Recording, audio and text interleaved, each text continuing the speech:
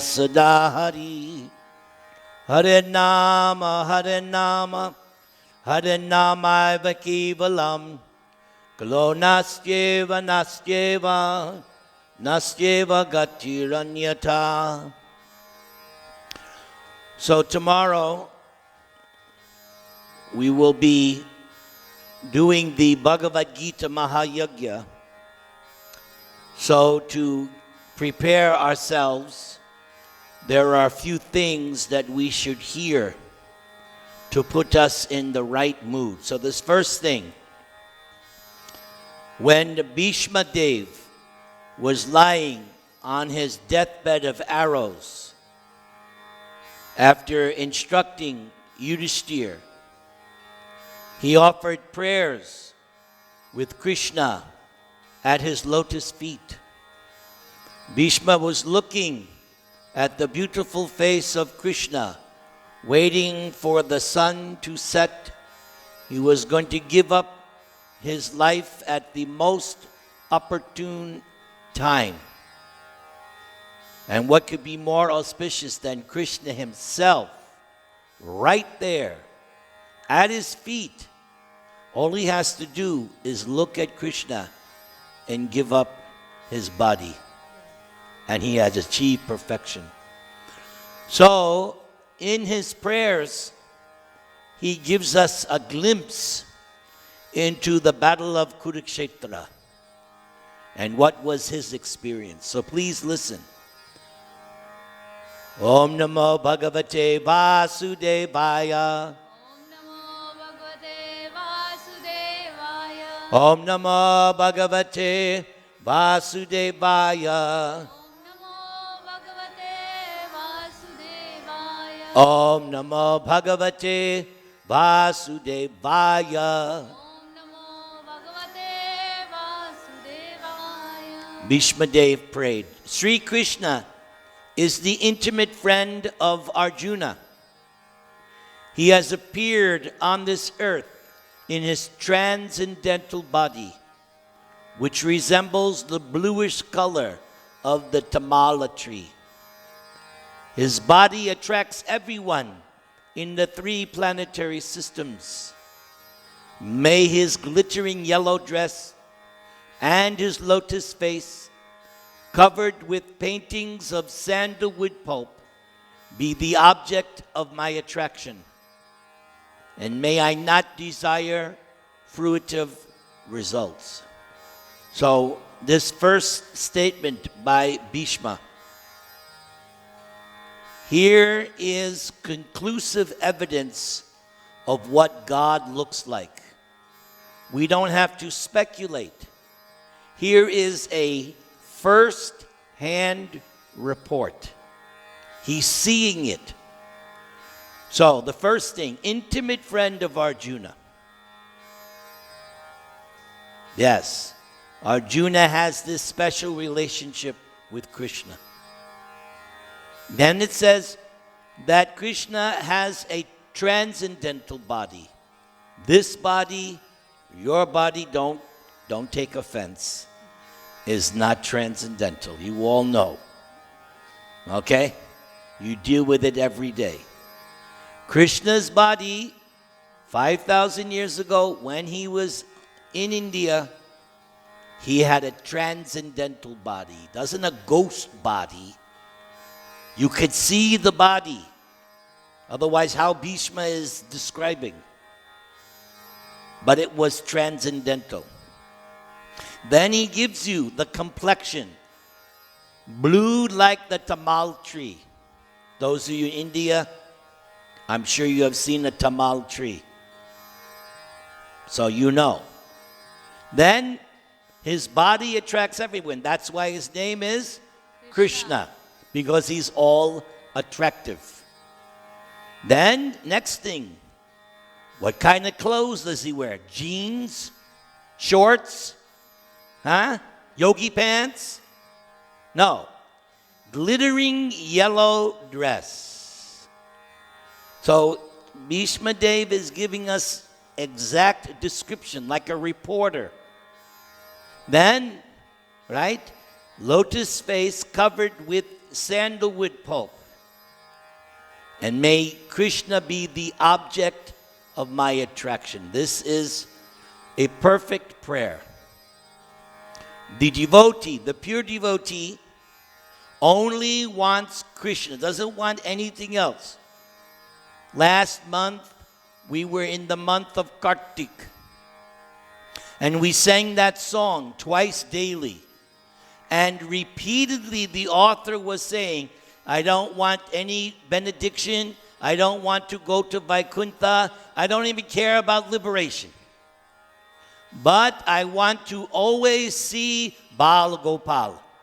That's what he wanted. I want to always have this vision of Damodar, Bal Gopal. That's all he wanted. I just want this.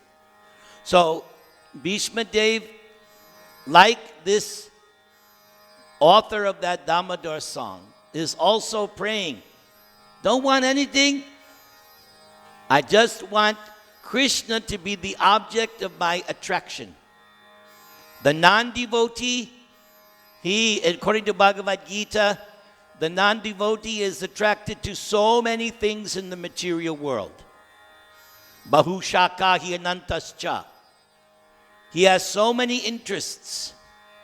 But the pure devotee of Krishna has only one interest, Krishna. That's all. I don't want anything. I just want Krishna. And may I not desire fruitive results. Because if you have some desire to enjoy this material world, that disqualifies you from going to Krishna. Because Krishna only wants those people surrounding him who are completely into him. If I have even the slightest little desire other than Krishna, take birth in Chino Hills. Take another birth. Go ahead. In order to get Krishna's Sangha, the qualification is nothing else. I just want Krishna. Chastity. The devotee has to be chaste. Just like in Vedic philosophy, the chastity of woman is so important. Draupadi demonstrated that. Although she had 5 husbands, she remained chaste. She's given as the example of chastity. Same as Sita. She's also given. Right? Her chastity was tested in the fire. Of course she passed the examination. So the devotee, like Draupadi, like Sita, is chaste to Krishna. Nothing else. No. Krishna. Everybody chant the Maha-Mantra. Hare Krishna, Krishna. Om Namo Bhagavate Vasudevaya. Om Namo Bhagavate Vasudevaya. Om Namo Bhagavate Vasudevaya. Om Namo Bhagavate Vasudevaya. Om Namo Bhagavate Vasudevaya. Om Namo Bhagavate Vasudevaya. For those who came recently, in order to prepare ourselves for the Bhagavad Gita Yajna tomorrow, we are hearing the prayers of Bheeshma Dev after the battle of Kurukshetra. When Bheeshma Dev is lying on his deathbed of arrows, Krishna is there at his feet, and Bheeshma Dev is looking at Krishna, and he's about to give up his air of life at the most opportune time with Krishna there. So here is the next statement of Bheeshma. On the battlefield where Sri Krishna attended Arjuna out of friendship, the flowing hair of Lord Krishna turned ashen due to the dust raised by the hoofs of the horses. And because of his labor, beads of sweat wetted his face. All these decorations intensified by the wounds dealt by my sharp arrows, were enjoyed by him. Let my mind thus go unto Sri Krishna.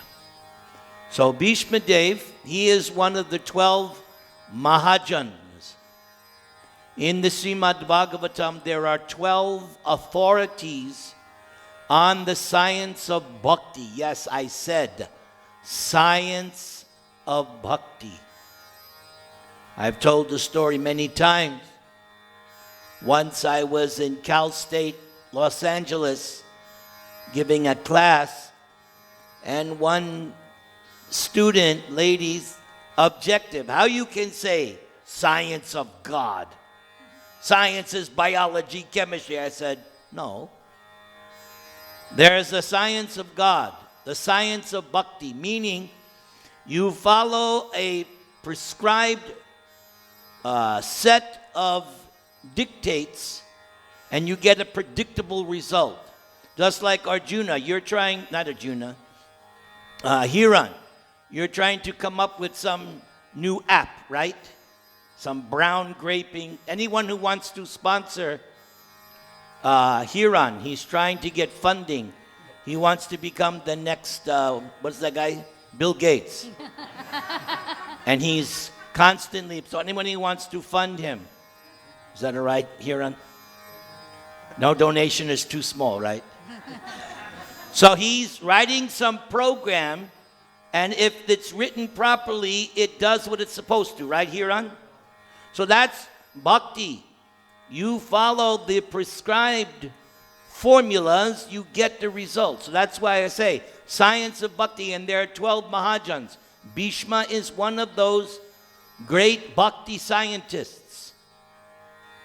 So his opinion matters. If an authority gives an opinion, it matters. So he's describing so that Krishna is driving the chariot of Arjuna. Why? Because of their friendship. Duryodhan, what did he choose? Army. Right? Because he wasn't interested in Krishna. But Arjuna, he chose Krishna. And Bheeshma Dev knows everything. He's very well aware of the truth. Now he's telling you what he saw on that battlefield. He's telling you.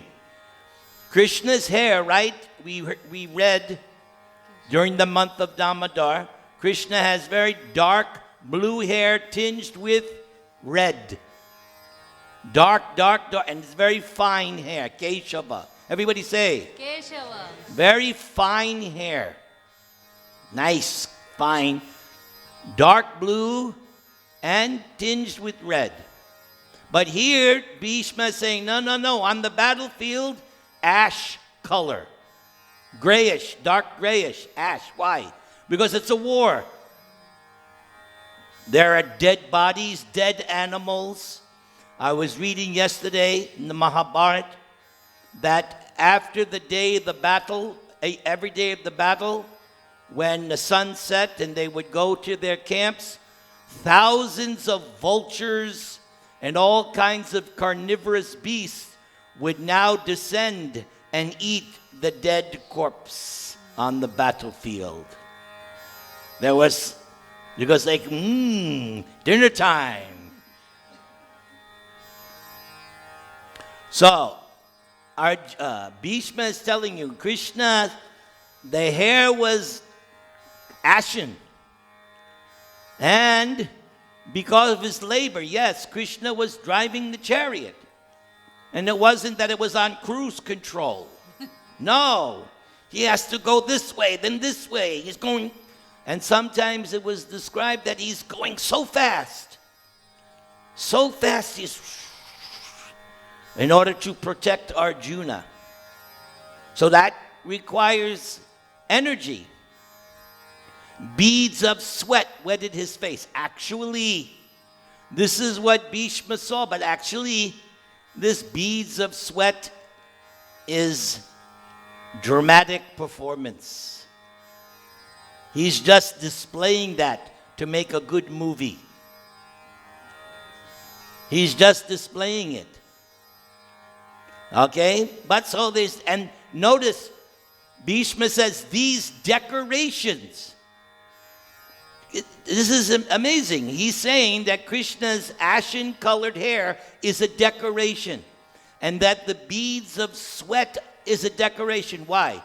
Because Krishna is the ornament of all ornaments. We put on ornaments, ladies, because we want to make ourselves look better, right? It's all right. That's what ladies do. But the ornaments do not make Krishna look better. Reverse. He makes the ornaments look good. Because Krishna's face and body is itself the ornament of all ornaments. So he makes the ornaments look good. So it says decorations. Just like, not here, but in many homes right now, they have their Christmas tree and they put all these decorations, right? Because the tree by itself is just a tree. But they put all this, oh, that's a very nice Christmas tree. Right? I have a Christmas tree. And my wife, she puts on 108 decorations. 108. Right? But Krishna doesn't really need decorations. He's making the decorations look good. Now, notice what Bheeshma says now. Intensified by the wounds dealt by sharp arrows. It's not that Krishna was hurt. That itself is another display of drama. It's not that Krishna is like, oh, no. No, actually, when Bheeshma is shooting arrows, it's like when we do Pushpanjali. You know, many times, they, like on Janmashtami or other occasions, they take a big bunch of flowers and they throw on the deity, right? Especially when there's Abhishek. I remember when we went to Santiago for Janmashtami. After they did the Abhishek, then they had all these huge bunch of flowers and So does that hurt Krishna, the flowers? So even though Bheeshma is shooting arrows, to Krishna is like Pushpanjali. But to make it look good, he's displaying that there's bleeding, that he's hurt. He's displaying that. But it's not real. It's a show.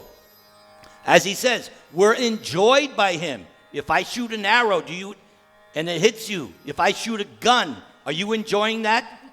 No. But when Bheeshma is shooting his arrows, Krishna is enjoying it. Because Bheeshma is Krishna's lover. Bheeshma loves Krishna. Another example. Somebody at your office can tell on your face and you get very, why is he speaking? But if your wife does it, you like it. Or you should like it. Yes, because it's out of love. Or it should be out of love. Yes. So, Krishna is accepting Bheeshma Dev's fighting because he is Krishna's devotee. Let my mind thus go unto Sri Krishna. Everybody repeat. Let my mind. Let my mind. Thus go. Thus go. Unto Sri Krishna. Unto Sri Krishna. Everybody chant the Maha-Mantra. Hare Krishna. Hare. Om Namo Bhagavate Vasudevaya.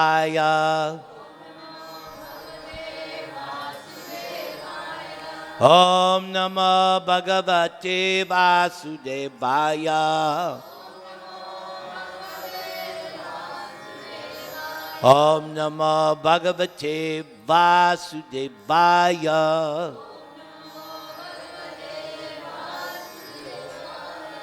So we're hearing the prayers of Bheeshma, who's lying on his deathbed, as a means to prepare ourselves for tomorrow's Bhagavad Gita Yajna. Bheeshma is offering prayers to Krishna.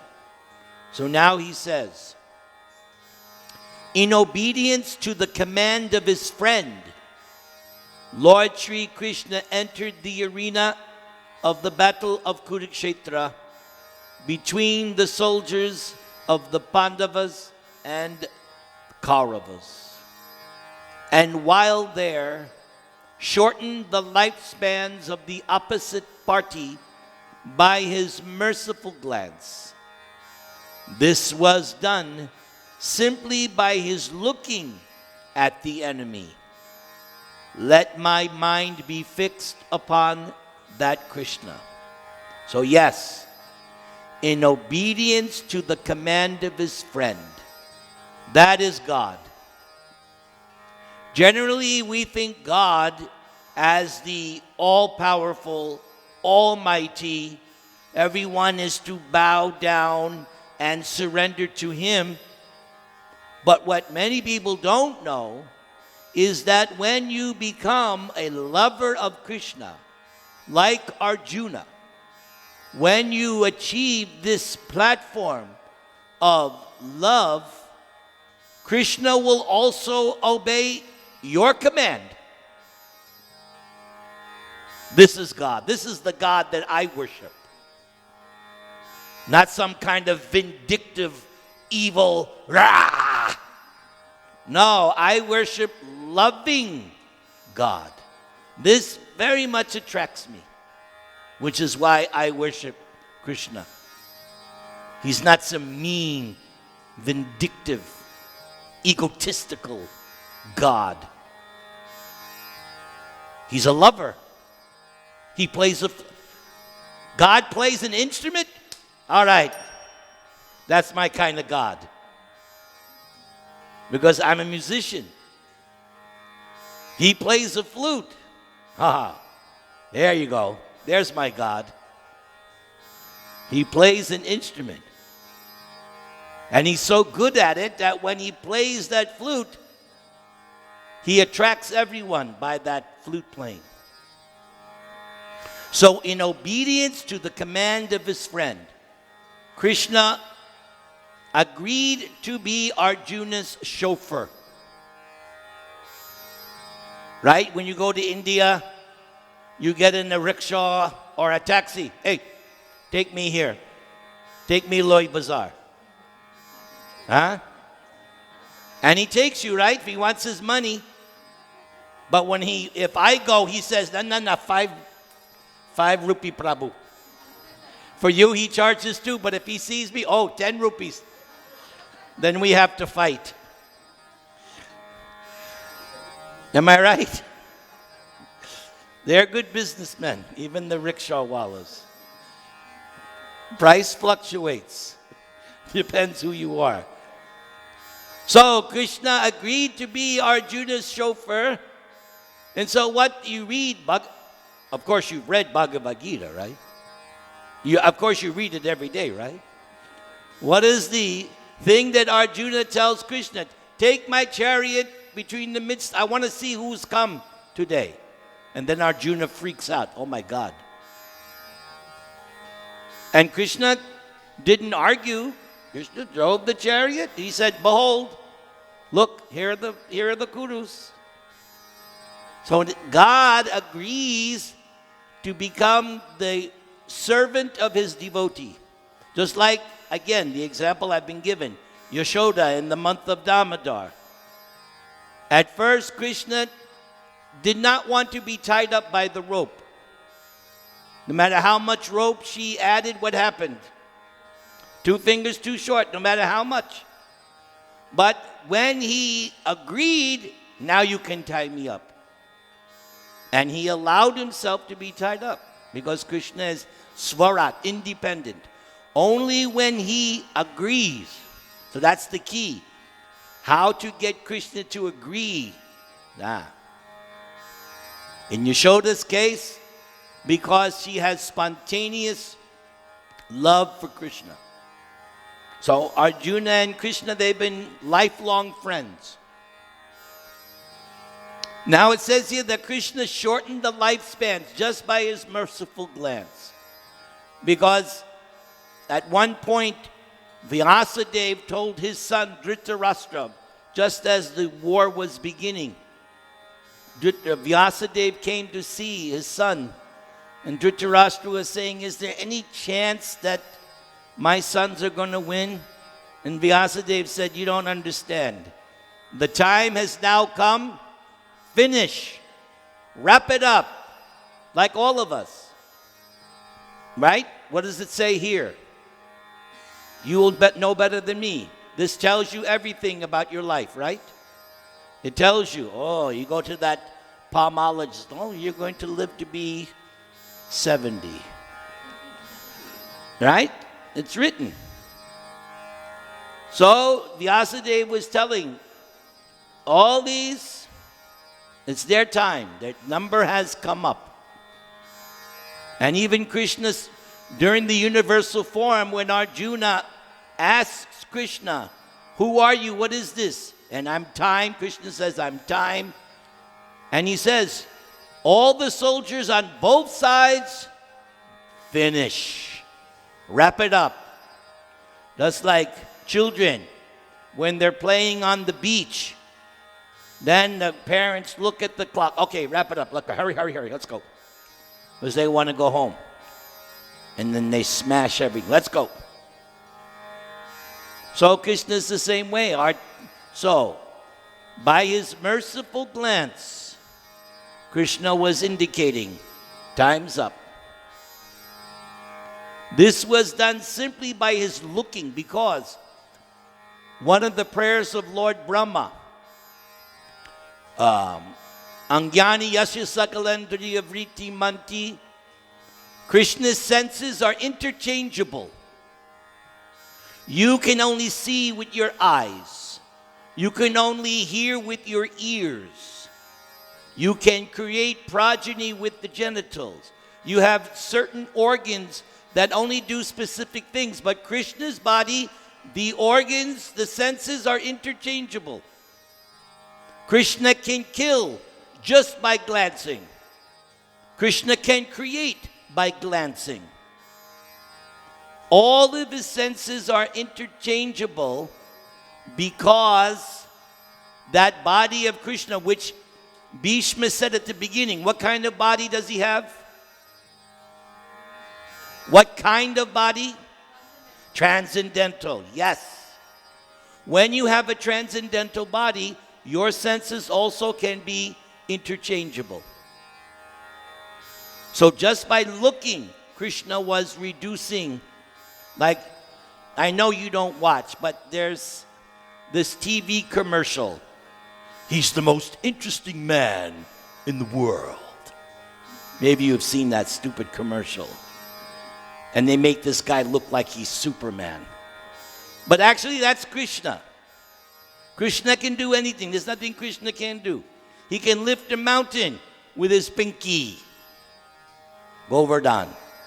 Krishna can do anything. Please repeat. Let my mind be fixed upon that Krishna. Everybody chant the Maha-Mantra.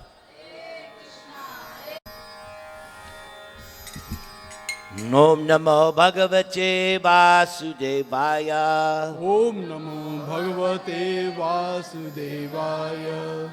Om Namo Bhagavate Vasudevaya. Om Namo Bhagavate Vasudevaya. Om Namo Bhagavate Vasudevaya. Om Namo Bhagavate Vasudevaya. So let's see who's paying attention. Who are we hearing from? Who's speaking? Bheeshma. Where is he? Battlefield. What's he doing? On the bed of arrows. Yes, and he's about to. Who's at his feet? Krishna. Very good. You all get A. Excellent. And why are we hearing this? Why? For what purpose? Tomorrow is the Gita Jayanti. Very good. Excellent. So Bheeshma is praying. He continues. This verse, this statement by Bheeshma is dedicated to my longtime friend Kamlesh Patel, who has a website called Gita.org. Is that right? Very good. You're going to like this statement. When Arjuna was seemingly polluted by ignorance, upon observing the soldiers and commanders before him on the battlefield, the Lord eradicated his ignorance by delivering transcendental knowledge. May his lotus feet always remain the object of my attraction. So, Bheeshma Dev knows the truth. Seemingly, it appeared that Arjuna was in ignorance. But also that was part of the drama. Because if Arjuna doesn't temporarily play like he's in ignorance, what's not going to happen? Gita. No Bhagavad Gita. And who misses out? Arjuna? All of us. We miss out. So it's also part of the drama that Arjuna plays this role that he's in ignorance. Forgetting, he even says, I am forgetting myself. I have become overcome by miserly weakness, he says to Krishna. I'm confused. You don't want, let's say, just right near here, what was it, a few weeks ago, they had that terrorist attack in Riverside, right? San Bernardino. San Bernardino, okay, well, it's still close, right? So, when the police and the different agencies come, you don't want them to be like Arjuna, well, I don't know. No, you want them to act decisively. Here he is, shoot him. You don't want it like Arjuna, I don't really want to do this. No, Kshatriya means to act decisively, and if necessary, kill the offender, if necessary. So that was Arjuna's exact thing. This is why Krishna was very, very, like, what's this? Partha. You're acting like a eunuch, Arjuna. He chastised him. This is not becoming of you. You're acting like a non-Aryan, Anarya Justam. He criticized him. This is not really you, Arjuna. Who is this Arjuna? You don't want to fight? What is this? But fortunately, the turning point of Bhagavad Gita is when Arjuna says, Shishyaste ham, shadi mang twang prapanam. There it is, right there, one line. Now I am your disciple. I am surrendered. Instruct me. And we should also be like that with Krishna and our Guru. With Krishna and our Guru, we should be the same way. Kindly instruct me. Not that I have a Guru and I sent him out to do some work for me. That's not, no. Guru is not puppy dog. Yeah, I have my Guru. Come, Guru. Come, come. Now chant. Now speak. No. We should also, with Guru and Krishna, be surrendered. Now you kindly instruct me. You don't go to a doctor and say, okay, doc, do this now, do this, do. No, the doctor's business is to tell you what to do. Just like I got a call from my doctor the other day, and the report was, all is good. I'll see you in 4 months. I was like, Jai, good. But sometimes the doctor will call and say, you need to come in for more tests. So it's not that I go to the doctor, what are you talking about? I don't need to come for more tests. Go away. No. You do what the doctor says, you do what the Guru says. If you're not going to do what the doctor says, why are you wasting your time and money? They're not cheap. Some gurus may be cheap, but doctors are not cheap, are they? Just to pay a visit, $100, come on. Just if you walk in and they, do their ding, ding, ding, and ching, ding. All right, $100, thank you. And then we complain, oh, that sadhu, he's charging so much money. Hello. You go to the doctor, it's $100 just for 10 minutes. So Arjuna was seemingly polluted upon observing the soldiers because he looked out. Who did he see? Brothers, fathers, his guru, right? He saw Dronacharya. He saw the great-grandfather Bheeshma. He saw all these people that he grew up with. All these friends and relatives. He became overwhelmed. The Lord eradicated his ignorance. That's what Guru and Krishna does. Eradicate ignorance.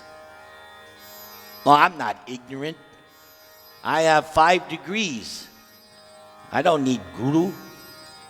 I am big man. I am Donald Trump. I don't need Guru.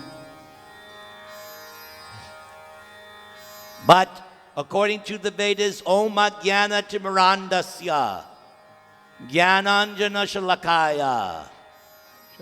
We are born ignorant. We're blind. We can't see the absolute truth. Therefore, the spiritual master opens your eyes with the torchlight of the Vedic knowledge. Tamasima Jyotirgama. Come out of the darkness. Darkness, ignorance is darkness. Come out of the darkness. Come into the light. So that is what the Guru and Krishna, according to the philosophy of Lord Chaitanya, it's the combined mercy of Guru and Krishna. Not just Guru and not just Krishna. Combined mercy. When Krishna sees that you are sincere, he sends Guru. And what does the Guru say? Here's Krishna. Guru acts as the transparent via media. But the main thing, samsara davananalida loka pranaya karunya gana ganatvam praptasya kalyana gunar navasya. Main business of Guru is to give you transcendental knowledge. That is how ignorance is driven out.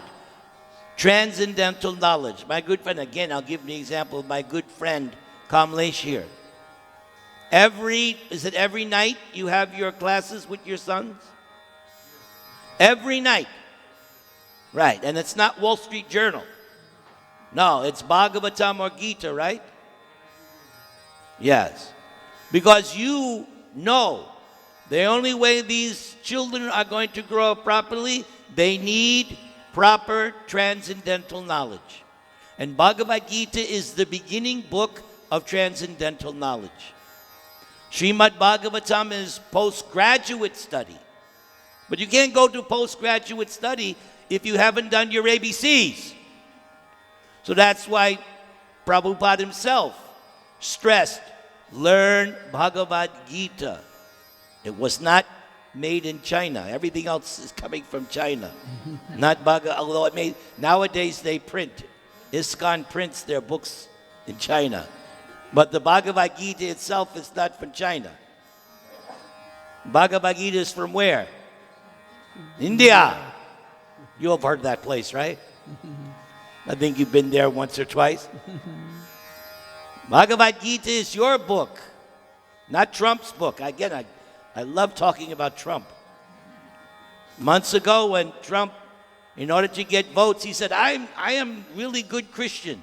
So the reporter said, oh, you're Christian, huh? I said, yes, I love the Bible. Yeah, he kept bragging. Bible is my best book. His book, he also has his Bhagavad Gita. Trump Gita. No, yeah, he's just published it. How bad America is, and he's going to be the savior. I'm not joking. I've seen it. You know, he's got this big, ugly... So that's his favorite book alongside the Bible. So the reporter said, oh, you like the Bible? I said, yes, it's best. I love Bible. Can you quote one verse? Well, yeah, it's kind of hard. He couldn't quote one verse. Rascal cheater. Don't be like that. If somebody says, can you quote one verse of Bhagavad Gita? Well, bring the book. You should know Bhagavad Gita. Right, Kamlesh? Especially what verse? What verse? Sarvadaman parityaja mamekam sharanam vraja. Ang tuang sarvapapebyo moksha yeshimasuchaha. You should at least know at least one verse. So transcendental knowledge begins with Bhagavad Gita. What's the first thing Krishna speaks? You're not the body. You're not your mind. Your eternal spirit soul. That's the first lesson. Bhagavad Gita's ABCs of transcendental knowledge. The A is that you're not the body, which is where all the problems start. I think I'm this body. Please repeat, may his lotus feet May his lotus feet always remain always remain the object of my attraction. object of my. Everybody chant the Maha-Mantra. Hare Krishna, Hare Krishna.